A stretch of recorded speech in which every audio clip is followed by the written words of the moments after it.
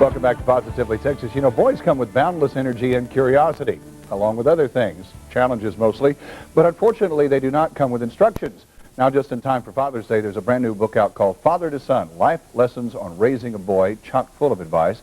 Joining us is author Harry Harrison, Jr., who's also the father of 2 grown sons. Thanks for being here today. Thank you, Joey. First of all, what gave you the idea for writing the book? 2 grown sons. Really? Simple as that. Simple as that. I've been through the wars. You know, women will read my wife read Dr. Spock the moment she learned she was pregnant. Mm-hmm. Men just don't do that. I didn't do that. Thick, deep book. Oh, yeah, and you've got to learn and memorize all that stuff, and I think men are more box score oriented. And so you wrote this in a style that men can quickly and reasonably expect to understand, such as, page 69, help him bury his pet. A very simple thing. Basically what the book is about is being a dad to your boys. Mm-hmm. Being there, being around, and being involved in their lives. And things like helping him bury his pet. I mean, it's realizing that he has feelings, he has emotions, and so many dads, you know, they go play soccer, they go play football, and they cheer him on, and that's it. That's where the...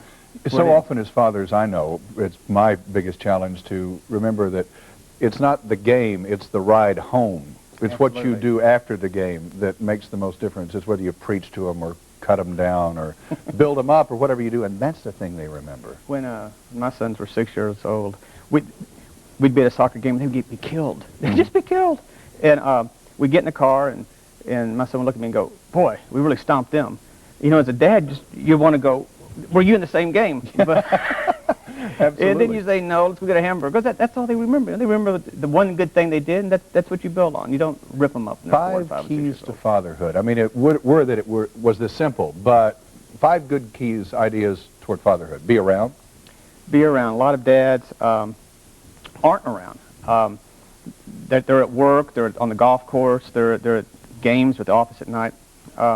A boy needs a dad to be around. I mean, who's he going to learn from? Yeah. If he doesn't learn from his dad how to be a man? Even if you and your wife or their mother cannot get along, even if you go through a divorce, I am stunned at how many fathers walk away from their kids as if they were mere possessions that they traded to someone else. Right, a pet. And no, they're your sons, and they will be what you make them or don't make them. Second on that list of fatherly tips, if we could put it back up there, is be his father, not his friend. This is very important. It's a lot of dads. Well, I'm my son's best friend. No, you're not his best friend. You're his dad. Mm-hmm. There's going to be times where he needs a dad. He's going to need a dad to discipline him. He's going to need a dad to help him grow. The authority figure. And if you're his friend, that'll confuse you. I remember one day when he was in 7th grade, my son said, you know, I thought you were my best friend. Mm-hmm. And I said, I'm not. I'm your dad.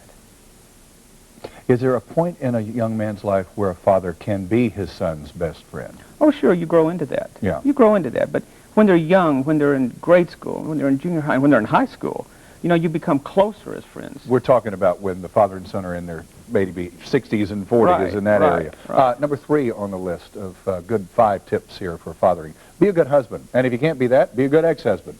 But be something good. Well, he learns how to treat women from the way you treat his mom. Absolutely. And we all have seen families where the dads ridicule the mom, and that's where the son grows up thinking that's how you treat women. If you see a boy who treats a woman, an attractive woman, like a piece of meat, ooh, baby, that comes from home. That came from dad. And then he wonders, well, why am I married 3 or 4 times? Yeah, and that is so true. Abusive men very often learn it. Most of the time learn it. Right, they learn it in their childhood. Yeah, verbally or physically. Right. Number 4 on the list of 5 things that fathers can do. Be home for dinner. You know, this is so simple, and it's such a key. If you're not home with your son, if you're not talking to him at night, this is where he tells you what he did during the day. This is where he tells you what he's doing tomorrow. This is where you learn who his friends are, who his girlfriends are, who's he hanging out with. He learns from you the battles you had during the day, what you did at the office, what you did at work, and it's just...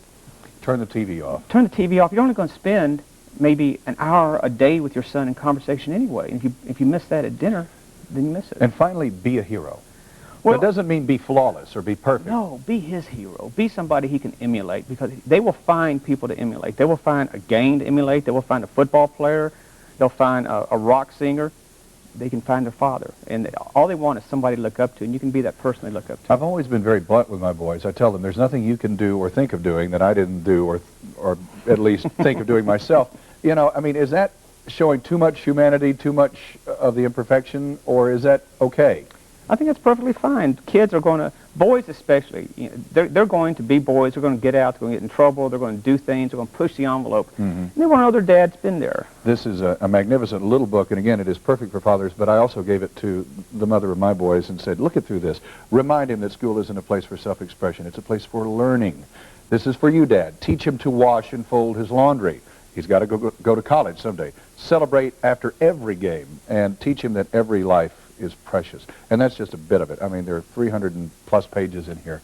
Thank you so much. Thank you, Jody. Wonderful idea. I mean, and this is the kind of thing that a man ought to keep on his desk. And even if you don't have kids, you probably have some around you someplace, and you can find it in all major bookstores.